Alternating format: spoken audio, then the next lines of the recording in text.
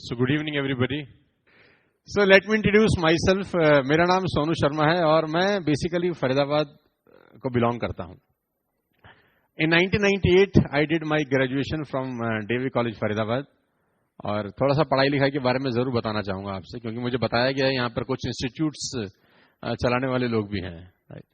मैं 9th में fail हो गया था और 11th में फिर फेल हो गया और बहुत होशियार था तो मैं फर्स्ट ईयर में भी लुढ़क गया.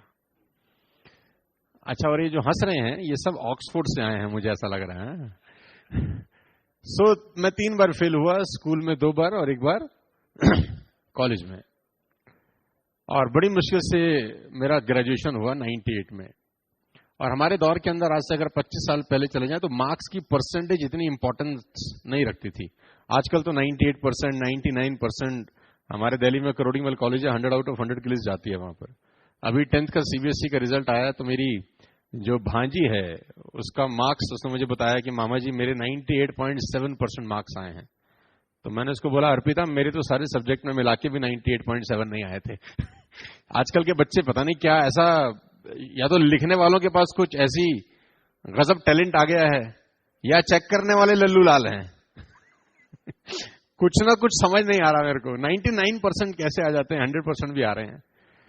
हमको तो कोई अगर बुक भी दे देना तो बुक देखकर भी लिखेंगे तो भी 99% नहीं आएंगे. तो 98 में ग्रेजुएशन किया और जब घर पहुंचा तो बहुत मुश्किल से पास आउट हुआ था. पढ़ाई लिखाई में बहुत ही एवरेज स्टूडेंट होता था मैं.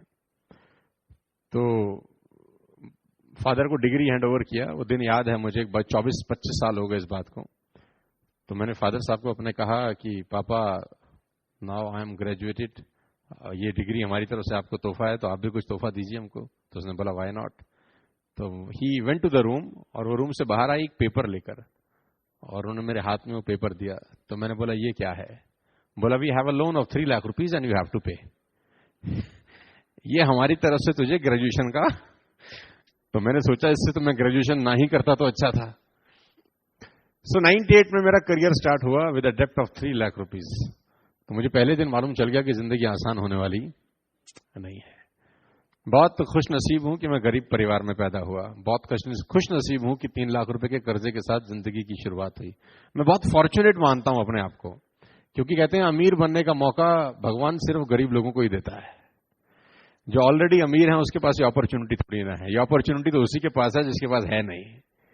तो मैं बहुत फॉर्चुनेट फील करता हूं कि मैं उस परिवार में आया जहां बहुत स्ट्रगल देखते थे हम लोग. और पिछले करीब 10 साल से ज्यादा हो गए मुझे कॉर्पोरेट प्रोग्राम करते हुए. आज हिंदुस्तान की टॉप मोस्ट 150+ कॉर्पोरेट ऑफिस के लिए मैं काम करता हूं. आप इंडिया की टॉप मोस्ट कंपनीज के नाम बताएंगे तो I am working with the top most 150+ big brands. 2300-2400 webinar किए हम लोगों ने सिर्फ कोविड के दौरान. जो 1.5 साल का कोविड था उसके अंदर करीब 2300-2400 इवेंट, एक दिन में 4-4, 5-5, 6-6 इवेंट भी मैंने अलग अलग कंपनीज के लिए किए. 1200 से ज्यादा लाइव प्रोग्राम्स, 700 से ज्यादा वर्कशॉप और 300 से ज्यादा कॉर्पोरेट ट्रेनिंग हम पिछले कुछ सालों में कर चुके हैं अलग अलग कंपनीज के लिए. हिंदुस्तान की टॉप मोस्ट कंपनी के लिए हम काम करते हैं, जिसमें आपके टाटा, बजाज, ल्यूमिनस, ICICI और बहुत सारे बिग ब्रांड्स हैं. तो ये बहुत हैरान करने वाला है कि जो लड़का जो स्कूल कॉलेज में फेल हो गया था वो आज 150 कंपनीज के लिए कॉर्पोरेट ट्रेनर है.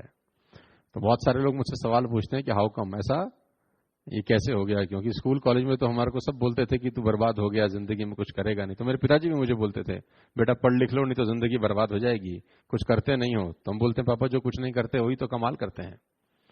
हाँ, तो हमारा फिर सफर इस तरीके से चालू हुआ. और जिस व्यक्ति को 9th में पासिंग मार्क्स नहीं मिले थे उसको हार्वर्ड USA ने अभी डॉक्टरेट का डिग्री दिया आज से करीब 1 साल पहले. हमने कभी जिंदगी में सोचा नहीं था कि ऐसा भी हमारे साथ कभी हो सकता है. तो नरेंद्र मोदी जी के भाई हैं और दिल्ली का ये बहुत बड़ा इवेंट था. Nelson Mandela Nobel peace award दिया गया गेट टुगेदर करके. तो पिछले 10 साल बहुत शानदार रहे, लाइफ के बेस्ट ईयर रहे फाइनेंशियली और प्रोफेशनली खासतौर पे. और बहुत सारे लोग मेरे से बहुत सारे सवाल पूछते हैं, उसमें से कुछ जवाब मैं आपको देने का प्रयास करूंगा. आप मेरे साथ हैं? से यस और no. Hello, are you with me? Come on. So बहुत सारे लोग पूछते हैं कि इतना डिस्क्रिमिनेशन है इस पूरे हिंदुस्तान के अंदर। 92% लोग ऐसे हैं जो सिर्फ 10,000 रुपए महीना कमाते हैं। You will be shock to know कि इंडिया के अंदर सिर्फ 92% लोग ऐसे हैं जिनकी इनकम 10,000 रुपए से नीचे है। Only 8% are earning over 10,000 rupees. Government of India का डेटा है कि सिर्फ 1.5% लोग इनकम टैक्स पे करते हैं, यानी 98.5% लोगों के पास टैक्स पेइंग कैपेसिटी भी नहीं है। 5 लाख रुपए से नीचे आईटीआर पे टैक्स नहीं लगता, वी ऑल नो। यानी उनका पर मंथ इनकम 40,000 से भी नीचे का है। जिनके पास पैसे हैं उनके पास इतने हैं कि सोचना और संभालने के लिए भी शायद बहुत तकलीफ होती होगी, और जिनके पास नहीं है उनको कभी भूखे पेट भी सोना पड़ता होगा। Are you with me? तो ये बहुत बड़ा डिस्क्रिमिनेशन है। तो लोग अक्सर मुझसे पूछते हैं कि इतना डिस्क्रिमिनेशन क्यों है? क्योंकि पैदा तो सब एक जैसे ही होते हैं, वही 2 आंख, वही नाक, वही दिल, हार्डवेयर सबका एक ही है। तो मैं बोलता हूं सबके अंदर सॉफ्टवेयर अलग अलग रन होते हैं, और हर बच्चा जीनियस पैदा होता है, मुझे ऐसा लगता है। उसके सॉफ्टवेयर में छेड़छाड़ होती है स्कूल कॉलेज में या घर में। एवरी चिल्ड्रन बॉर्न जीनियस, कोई ऐसा बच्चा है नहीं जो मंदबुद्धि पैदा होता हो। सबका सब सॉफ्टवेयर बहुत बढ़िया रहता है जब तक वो स्कूल नहीं जाता। क्योंकि मेरा व्यक्तिगत मानना है कि स्कूल में 90% बातें जो पढ़ाई जाती हैं वो जिंदगी में काम नहीं आती, और जिंदगी में जो 90% बातें काम आती हैं वो स्कूल में पढ़ाई नहीं जाती हैं। तो मैं अपने पिछले कुछ सालों के एक्सपीरियंस से कुछ चीजें आपसे शेयर करना चाहूंगा, हो सकता है आप तक पहुंच सकूं। आप मेरे साथ हैं तो मैं आगे चलता हूं आपको लेकर।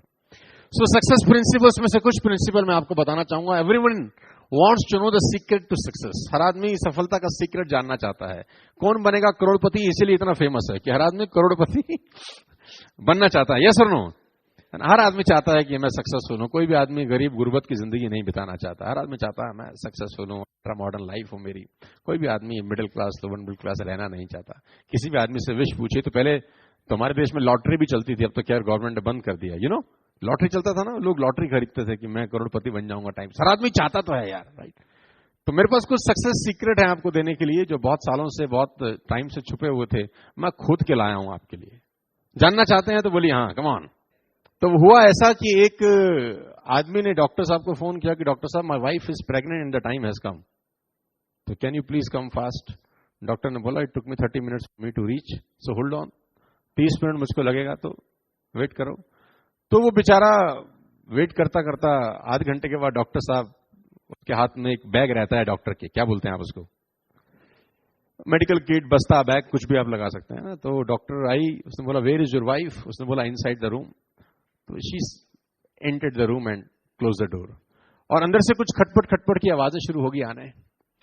तो उस आदमी को लगा कि बहुत जल्दी कुछ गुड न्यूज, कम ऑन, हाँ आने वाली है। तो इतने में डॉक्टर का दरवाजा खुला आफ्टर 5 मिनट्स, और डॉक्टर भागते हुए बाहर आई कि तुम्हारे घर में आरी है क्या? आरी समझते हैं आप, कारपेंटर लोग यूज करते थे, यू नो,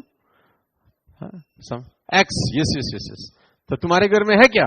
तो उसने बोला डॉक्टर साहब आरी का क्या करेंगी? उसने बोला है क्या नहीं, क्योंकि टाइम बहुत कम है। तो बेचारा भागा भागा गया कहीं से, उसको आरी लाके दिया और रूम फिर से बंद कर लिया, और फिर से खटपट खटपट की आवाजें आने शुरू हो गई। अभी तो 4-5 मिनट निकले थे, फिर से बाहर आई, बोला तेरे घर में हैमर है क्या? हथौड़ा समझते हैं ना, हिंदी में हथौड़ा बोलते हैं, अंग्रेजी में हैमर।